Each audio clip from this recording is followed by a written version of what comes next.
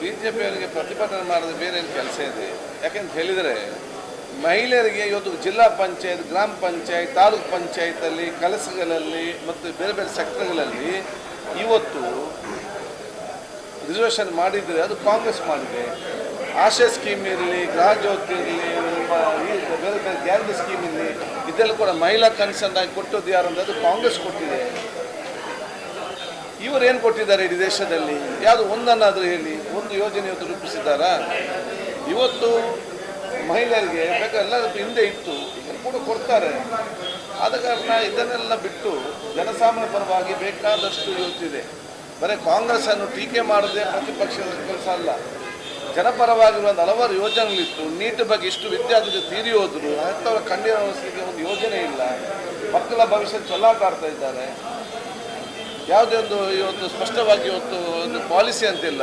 ಇದನ್ನೆಲ್ಲ ನೋಡೋದು ಬಿಟ್ಟು ಯಾವುದು ಸಬ್ಜೆಕ್ಟ್ ಇಲ್ಲದ ಸಬ್ಜೆಕ್ಟಲ್ಲಿ ಬರೀ ಒಂದು ಪ್ರತಿಭಟನೆ ಮಾಡಬೇಕಂತ ಹೇಳಿಕೊಂಡು ಅವರವರ ಮುಖಂಡರ ಅಸ್ತಿತ್ವ ಉಳಿಸ್ಕೊಳ್ಬೇಕಾಗಿ ಇವರು ಪ್ರತಿಭಟನೆ ಮಾಡ್ತಾ ಇದ್ದಾರೆ. ನನಗೆ ಅತ್ಯಂತ ಬೇಸರ ಆಗ್ತದೆ ಮತ್ತು ರಾಂಗ್ ಟ್ರ್ಯಾಕಲ್ಲಿದ್ದಾರೆ. ಅದು ಏನದು ಪ್ರಯೋಜನ ಆಗುವುದಿಲ್ಲ.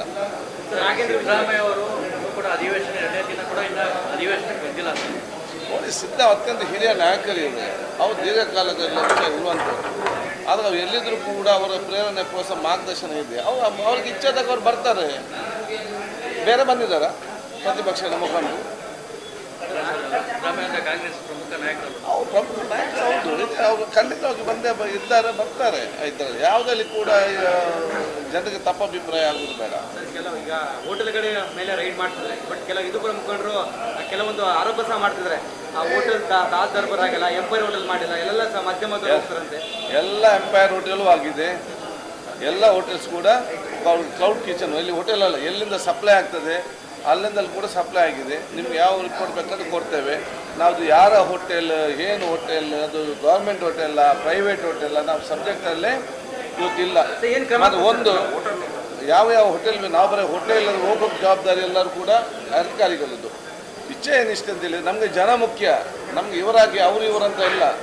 ನಮಗೆ ಜನ ಮುಖ್ಯ, ಮಕ್ಕಳು ಮುಖ್ಯ. ಅದಕ್ಕೆ ನಮ್ಮ ಮುಂದೆ ಎಲ್ಲ ಪೀಚ್ಗಳಿಗೆ ಮತ್ತು ಎಲ್ಲ ನಮ್ಮ ಸ್ಕೂಲ್ ಕ್ಯಾಂಟೀನ್ಗಳಿಗೆ ನಾವು ಬಹುಶಃ ಇದನ್ನು ಇನ್ಸ್ಪೆಕ್ಟ್ ಮಾಡ್ತೇವೆ.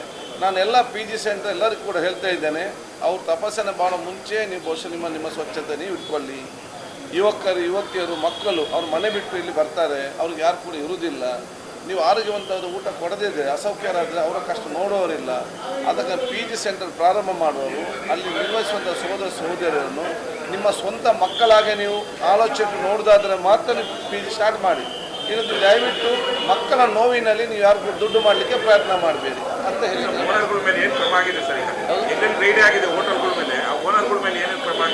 ಎಲ್ಲ ಕೊಡ್ತೇವೆ. ನೋಡಿ, ನಮ್ಮ ಕ್ರಮ ನಂದು ಉದ್ದೇಶ ಅಲ್ಲ. ಅವ್ರು ಸರಿಪಡಿಸಬೇಕು. ಯಾರೆಲ್ಲ ಇದ್ದಾರ ಅವರೆಲ್ಲ ಕೂಡ ಕಥೆ ಸಲ್ಲಿಸಿ ಹಾಕಿ ಅವ್ರು ಬಂಡವಾಳ ಹಾಕಿ ಹೋಟೆಲ್ ಸ್ಟಾರ್ಟ್ ಮಾಡಿ ವ್ಯಾಪಾರ ಮಾಡಿ ದುಡಿತಾ ಇದ್ದಾರೆ. ಅವ್ರು ದುಡಿಬೇಕು. ಅವ್ರು ನಾವು ಅದಕ್ಕೆ ವಿರುದ್ಧ ಇಲ್ಲ. ಅವ್ರು ನಾವು ಪ್ರೋತ್ಸಾಹ ಕೊಡ್ತೇವೆ. ಮತ್ತು ನಾವು ಅವರ ತಪ್ಪು ಏನಂತೆಲ್ಲ ತೋರಿಸ್ತೇವೆ. ಮತ್ತು ಜನರಿಗೆ ಏನು ನಡೀತಿದೆ ಅಂತ ನಾವು ಹೇಳ್ತೇವೆ. ಇದು ನನ್ನ ಜವಾಬ್ದಾರಿ ಅಲ್ಲದೆ ಹೋಗಿ ಪನಿಷ್ಮೆಂಟ್ ಕೊಡೋದು ನಮ್ಮ ಉದ್ದೇಶ ಅಲ್ಲ. ಪನಿಷ್ಮೆಂಟ್ ಕೊಟ್ಟು ಏನಾಗ್ತದೆ, ನಾವು ಯಾರಿಗೆ ತೊಂದರೆ ಹಾಕಿ ಕೊಡಬೇಕು. ಅವ್ನು ಮಾಡೋ ತಪ್ಪನ್ನು ನಾವು ತೋರಿಸಿ ಅವ್ನು ಮುಂದೆ ಮಾಡೋದ ರೀತಿ ನಾವು ನೋಡ್ಕೊಳ್ಬೇಕು. ಇಷ್ಟಲ್ಲದೆ ಕ್ರಮ ಅದು ಏನು ಅದರ ತಪ್ಪಿನ ಆಧಾರದ ಮೇಲೆ ನಡೀತದೆ. ಅದರ ಕಠಿಣ ಕ್ರಮ ಅಂತಲ್ಲ. ನಾವೊಬ್ಬ ತಪ್ಪಾದ ತಕ್ಷಣ ಕೊಂದರೆ ಮತ್ತೇನು, ಒಬ್ಬ ಬಂದು ಮಾಡಿದ್ರೆ 100 ಜನ ಕೆಲಸ ಹೋಗ್ತದೆ. ಇಲ್ಲಿ ಕೆಲಸಗಾರರು ಬದುಕಬೇಕಾದ್ರೆ ಓನರ್ ಬದುಕಬೇಕು. ಇದಕ್ಕೆ ಅವ್ರು ತಪ್ಪನ್ನು ಸರಿಪಡಿಸುವ ಕ್ರಮವೇ ನನ್ನ ಉದ್ದೇಶ ಅಲ್ಲ.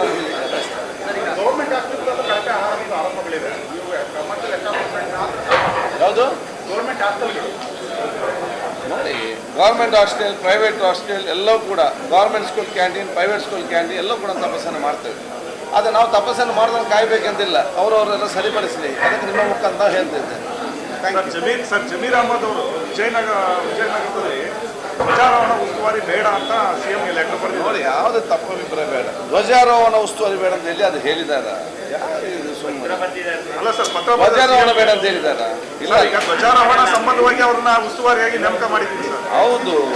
ನೋಡಿ, ಜಮೀರ್ನಷ್ಟು ದೇಶ ಪ್ರೇಮ ಬಹುಶಃ ಯಾವ BJP ಕೂಡ ಇಲ್ಲ. ಅದನ್ನು ಅವ್ರು ಬಂದು ಟೀಕೆ ಮಾಡಬೇಕಂತ ಇಲ್ಲ. ಮತ್ತು ಜಮೀರ್ ಅಹಮದ್ ಅವರು ಎಲ್ಲ ಜಾತಿಯ ವರ್ಗ ಜೊತೆ ಇವತ್ತು ಸೇರಿಕೊಂಡು ಹೋಗುವಂಥ ಮನೋಭಾವ, ಸಹಾಯ ಮಾಡುವಂಥದ್ದು ಯಾರಿಗೂ ಕೂಡ ಇಲ್ಲ. ಅದಕ್ಕಾಗಿ ಜಮೀರ್ ಅವರ ದೇಶ ಪ್ರೇಮವನ್ನು ಪ್ರಶ್ನಿಸುವಂಥ ನೈತಿಕ ಹಕ್ಕೆ ಬಹುಶಃ BJP ಯಾರಿಗೂ ಕೂಡ ಇಲ್ಲ.